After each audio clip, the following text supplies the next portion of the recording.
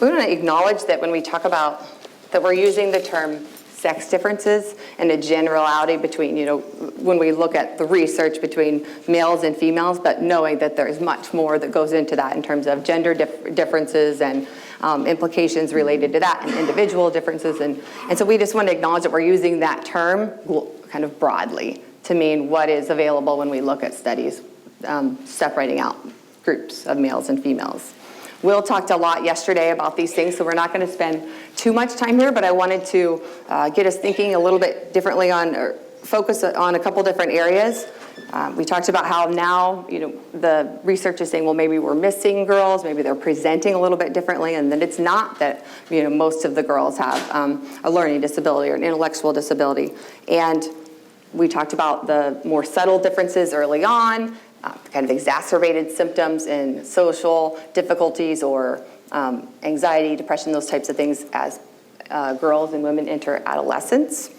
And one of the things I want to point out about the sample bias, we were talking about, we are getting fewer referrals of girls into our centers, and then even when girls come to the evaluation, they're less likely to get that diagnosis. And that's true. We have a database at our center where we take information on all the patients that come in, and we did analyses to look at the comparison of rates for referrals, which is 25% of our referrals were female, and then when we look at the rate of diagnosis, they were less likely to receive a diagnosis as compared to males. So it's that same pattern that we see. But then that means there's fewer girls with autism in studies. And of course, then that means the tools are based on that, and this circular cycle that we talked about yesterday. It also means that if there's fewer girls and women with autism in research or in these measures that we're working on, that usually means there's going to be fewer girls without autism in those studies are there, if they're matching on comparison. And I think that that is a really important reference group that could be informing our work and what we do, that we need to emphasize given the differences in social communication and behavior within individuals without autism.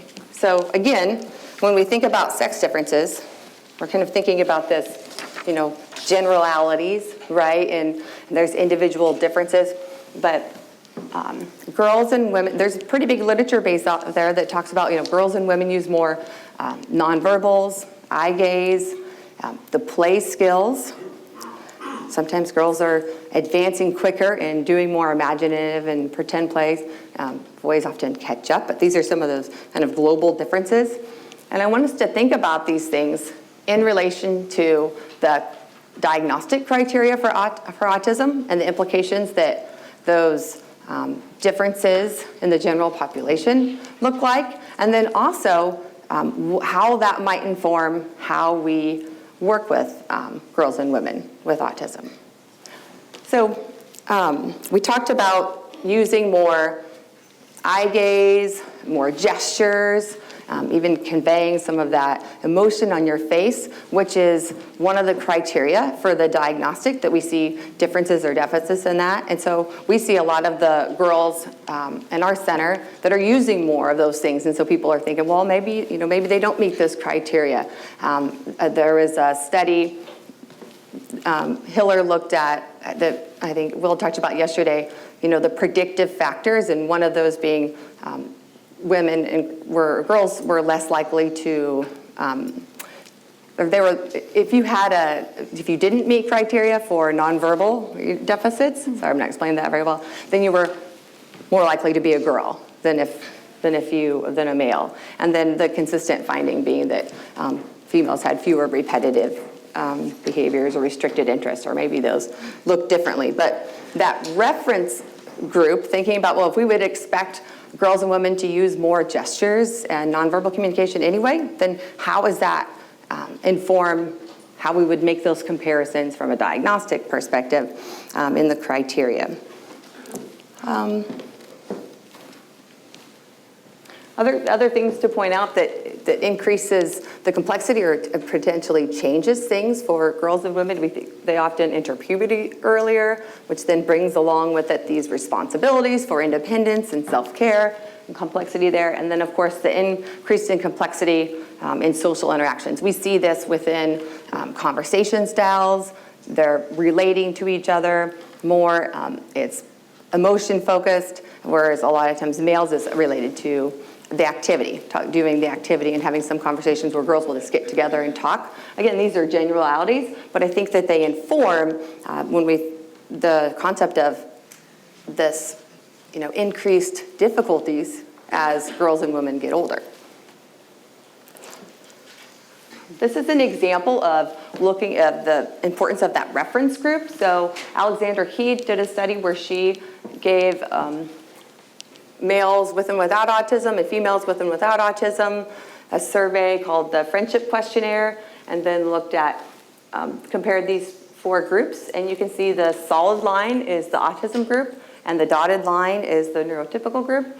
And although the individuals with autism scored lower, which on this scale is fewer interest or fewer social competence types of things, you can see that the girls with autism scored comparably or pretty consistent to males without autism. So this is another reason to look at, well, maybe it's not just sex differences in autism, but we need to consider what we would expect in development and across time and how that changes for girls and women in general, and then how that maps on to autism. Mm-hmm. So we've sort of referenced this in a couple of different ways, but we also wanted to think about these kind of layers of complexity that we talk about, and we've kind of thought of it as something called the double whammy, or Solomon and some other researchers have referred to this idea of this double hit that I also think of as these kind of layers that women and especially teenage girls with autism are experiencing. And we think that those layers come from kind of these increasing tiers. So, in adolescence, we know that this becomes a more complex time in all development because of things that are happening as far as personal identity development and increasing independence. There's a kind of emotional and physiological changes that are happening that everyone's trying to navigate. If you add to that then also the kind of idea of, adolescent girls in general, there are also there's this increased complexity around the gender nuanced kinds of skills that are happening in those kind of female friendships and relationships. And already that group is at an increasing risk for internalizing symptoms like anxiety or depression. If you add to that then the complexity that comes with having a diagnosis of autism that kind of impact social communication and social behaviors, much of what we think sort of helps to buffer some of those things are your ability to create a social network and social support. And if that's something that's more complex, then there's certainly this need for us to develop ways to better support and promote those connections and promote those kind of competencies that are needed that could perhaps help mitigate some of this increased risk for anxiety and depression that this group experiences.